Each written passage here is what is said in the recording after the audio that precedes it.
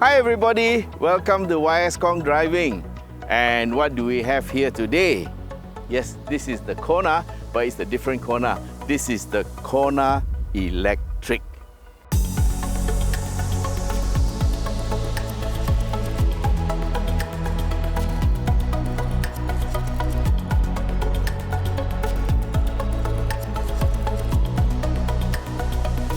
The world is going electric, and in 5 to 10 years, we'll be driving cars with electric motors. No more internal combustion engines, and that will be the new norm. Hyundai has been working with electric cars since the 1990s. In fact, as early as in 1991, Hyundai already had an electric car based on the Sonata. A few years ago, Hyundai introduced the Ioniq here, and that was a hybrid. But at the same time, Hyundai also offered elsewhere in the world a plug-in hybrid and a fully electric version of the Ioniq. But of course, we never saw them here. This means that Hyundai is in the forefront of the development of electric cars. And pretty soon that will be followed by the Ioniq 5, which is going to be something really special. The Kona Electric, in fact, this particular car came in here in 2018 in conjunction with the KL International Motor Show. And after the show, it stayed here for data gathering and testing. And today we are very, very fortunate to be able to take a closer look at this one. We do know that Hyundai will launch the new Kona Electric very soon. But we asked for this vehicle because we wanted to know what it's like to drive and maintain this vehicle, especially me with my range anxiety. An electric car is not like a normal car with an engine where you can just go into a petrol station and pump out when you run out of gas. Or like a hybrid where if you run out of battery, your engine still runs the car. So with an electric car, if you run out of juice, you'll be just left there high and dry. An electric car usually has a few major components, and the battery is usually put underneath the floorboard in order to keep the center of gravity low and also to maximize the use of space. And in the front where there is an engine in a normal car, they would have an electric motor that basically drives the car through electricity and a control system that distributes the energy to where it's required. And the last thing they will have is a cooling system, very similar to the normal car, but this cooling system is to basically cool the batteries. Alright, before we go for a drive, let's take a quick look at the car and some of its features. Well, starting from the front, and of course you know that this is built based on the Kona itself, but the front is slightly different because I think electric cars require less cooling, so therefore this is a more closed front. And of course there is one extra feature, which is the lid for charging the battery. So that's in the front, and of course the headlights are the same. These are the LED headlights and they are the 2-level. So at the bottom you have the under bumper, and there's a little bit of a gap here for some cooling to get to the radiator. So apparently this looks like that's all the cooling it needs for this car. So bearing in mind that cooling system for the car is mostly for the battery only. In terms of size, this is a B segment SUV with a length of 4180 mm, a width of 1800 mm, a height of 1570 mm, and of course the wheelbase is what matters, is 2600 mm. So you have the traditional grey cladding that signifies it's a SUV, and of course this blue drive that actually denotes that it's an electric car. So the Hyundai electric system is called the blue drive system. And here is the front suspension, and the tires are 17-inch, and this, yes, it's a McPherson strut, and inside there you have ventilated disc brakes. Now, one thing I noticed about electric cars is that they actually have very little space in between the rims. I don't know why, but I think maybe it's just to cover up the regenerative braking system, which actually helps to charge the batteries as you lift off or when you step on the brakes. Now, moving along the sides, if you look underneath the car, you will see that this is actually where the batteries are. So for cars that are built on parallel models, that means a normal engine model together with electric motor, for electric model, they put the batteries underneath the car to maximize the use of space inside. Now for the Ioniq 5, which is coming, it's a purpose-built electric car. So I think the bottom of the frame will have a recess in it for batteries, like what Porsche does with the Taycan. Okay, so this is the battery section. And moving to the back, you also have, yes, I see solid disc and of course the same type of rims. And okay, I see shock absorber there, but let's have a look at the suspension. It's different. Okay, so instead of the torsion beam, this one has got a multi-link arrangement for the rear suspension. So from the back, you have the double level rear lights. And of course, remembering that this is the 2018 version. We don't know what the new Kona Electric is going to look like, but it will be a lot more like what the current model is. So it will be slightly different from this. Okay, let's have a look inside. Yeah, inside here it is like the other Konas, except that you have this cable, and this is the cable you use for the AC charger. This is what takes about 8 to 9 hours to charge up your car. And inside here, there is no spare tire, but there's your toolkit, and also there's another, yes,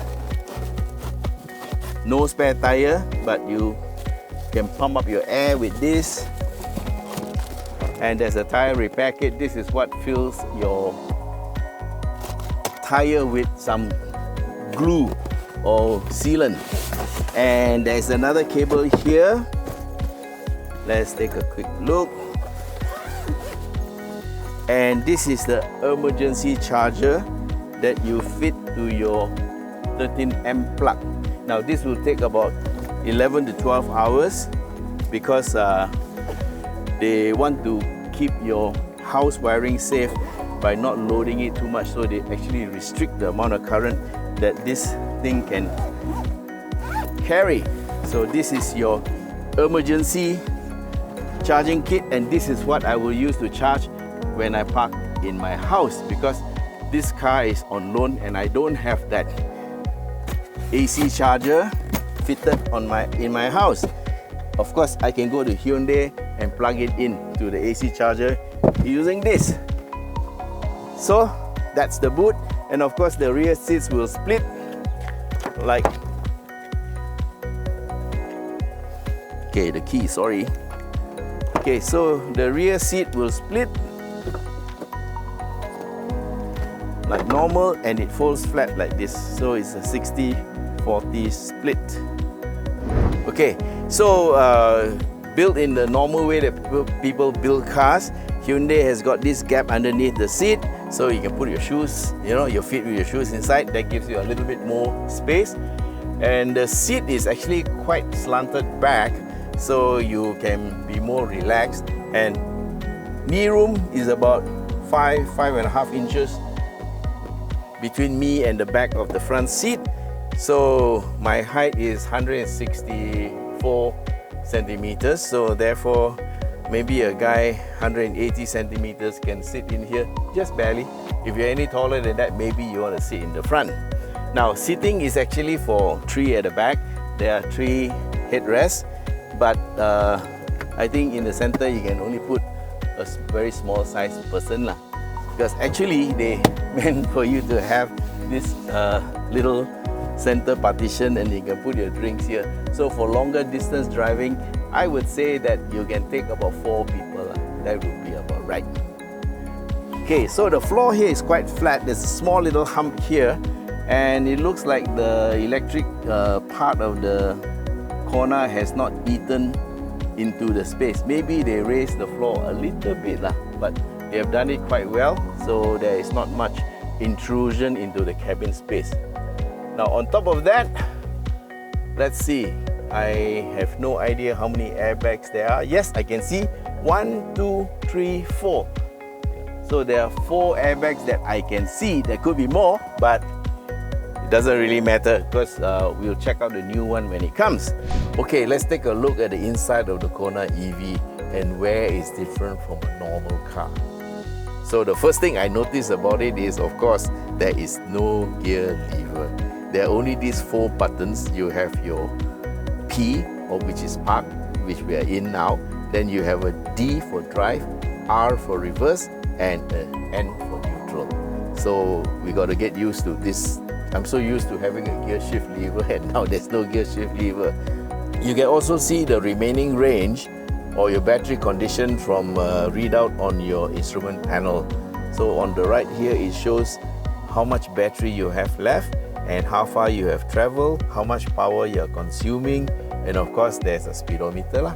This is the information screen and also the infotainment screen on the Kona EV. But the most important button here is the EV button. You're gonna press it, and this actually shows you that you have 97% battery left. So that's a very important piece of information, and you can actually go into further detail. Press this button and it tells you you have 458 kilometers of range. The Kona Electric has got a set of paddle shifters, but they are a little bit different from a normal paddle shifter because these are actually meant just to determine or set the rate of charging. And there are 3 levels, 1, 2, or 3. Sooner or later, we'll all be looking at electric cars. So what are the concerns that we should have? So what we will do is we will use this Kona Electric to check out some of those concerns. I think the most important thing we need to look at is the range when we are buying the car. That is how far it will go. Maybe what we really want is a nuclear-powered car, you know, like those nuclear-powered submarines that are the subject of controversy right now. They can go forever without refueling. So the range that you require will actually depend on your needs. So if you are a person who just drives 20 kilometers to work in the morning and 20 kilometers back in the evening, so maybe you need a car that has a full range of only 60 kilometers. But what about weekends? Or during the weekdays, do you need to go out at night, maybe for a drink or to go to the supermarket? So how much range do you really need?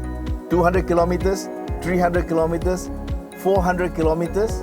And also, is the range real? Therefore, we must test the range of this Kona. And besides, we also hear that electric cars are very powerful, so therefore a power test is also a must law. Ready? Go! It's smoking the tire!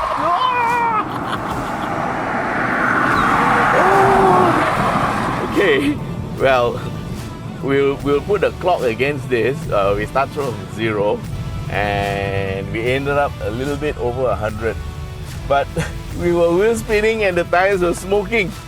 Okay, so we know that the torque is really great.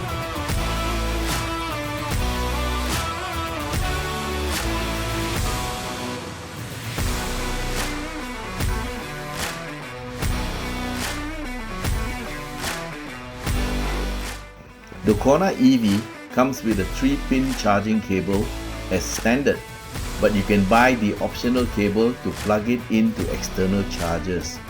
The charging port is found under a little cover at the front of the Kona, and don't worry, it cannot be removed if the car is locked.